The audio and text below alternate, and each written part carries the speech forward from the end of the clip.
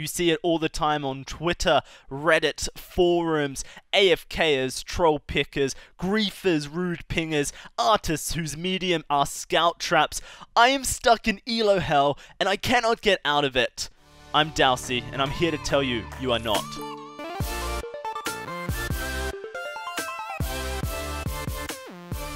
You see, for many, Elo Hell is defined as this visual skill tier where you are visibly better than your allies yet incapable of carrying them to victory consistently. A prison that you are entrapped in, a hell you have been sentenced to. If only you had better teammates, you'd be vainglorious by the end of the season. Unfortunately, I am the bearer of bad news. Elo Hell does not exist. Before we dive into this argument of whether or not Elo Hell does in fact exist, we should first understand what Elo in fact is. Elo is a rating system created by Hungarian physics professor Arpad Elo. It is in fact a ranking created for chess, a 1v1 game where individual players would receive a base ranking and then via win or loss would receive or lose so many points on their rating system and would accurately have a representation of their skill in comparison to other chess players.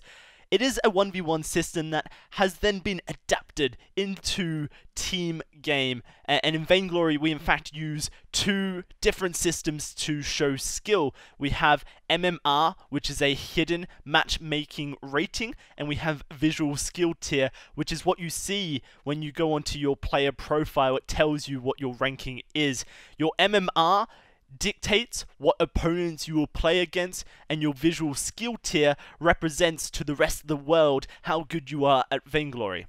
This explains why at the beginning of a season, after your visual skill tier has been reset, you may climb very quickly back up to your previous visual skill tier. Your matchmaking rating has actually never been changed, it remains the same, and so Vainglory attempts to put you back at the visual skill tier that correlates with that matchmaking rating. And this is something many Vainglory players aren't quite willing to accept, is the fact that Vainglory is always attempting to match your MMR with your visual skill tier, a happy medium of around 50%, where you will win 50% of the games you play and lose 50% of the games you play. But xDowsey, that does not excuse the fact that in all of my games I have an AFKer or an insta-locker or a scout trap artist who is holding me back, causing me to lose, keeping me stuck in Elo Hell.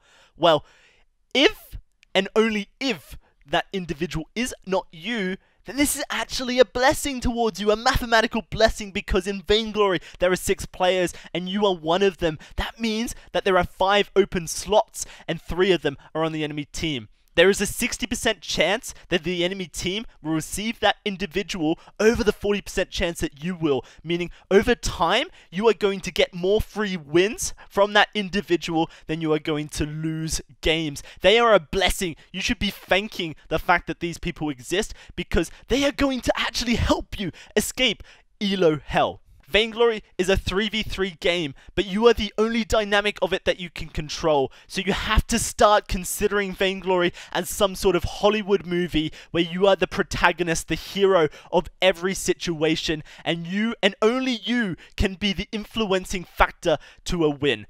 Once you start to realize that your teammates are essentially NPCs in a game of Vainglory that are side quests to help you get to your ultimate goal of winning, then you can start focusing on your individual play and realizing the errors that you make, the mistakes that can be corrected and ultimately improved, so that you can start to carry yourself to higher skill tiers. Now, I'm not saying you should insta-lock duel and just try and push lane until the game is over. That will not necessarily help you win. You have to respect the meta, and you have to respect that you will need to team fight and rotate and help out your teammates when they need help. NPCs do need help. However, you are the common denominator in every Vainglory game you play, and the 2 people you get paired with today will not be the same 2 people you get paired with tomorrow. So you need to stop focusing on their errors and only focus on the mistakes you make, because their errors will not necessarily help you improve. Elo Hell is a mentality. It's a mindset, a mental prison you lock yourself into to excuse yourself and instead focus on your teammates and assert blame on them for your losses. I have a tip for you guys. If you were to focus on self-improvement rather than winning, then every game of Vainglory you play, whether it be a win or a loss, you will start to realize your mistakes, you will start to fix those mistakes, and ultimately you will improve over time. The process may be quick or it may be slow. It really just depends on your ability to pull yourself aside and realize where you need to focus on. But ultimately, if you were to do this for every game of Vainglory you play, then you will climb and you will escape what you consider Elo Hell. Thank you very much for watching. I hope you enjoyed this video. If you want to learn more about how to become a better Vainglory player, then hit that subscribe button and smash that like button, because your boy xDowsey is going to start uploading videos on the regular to help you improve your Vainglory play and ultimately help you become a better player. Until that time though, I wish you all farewell, good luck in solo queue, and I'll see you on the fold.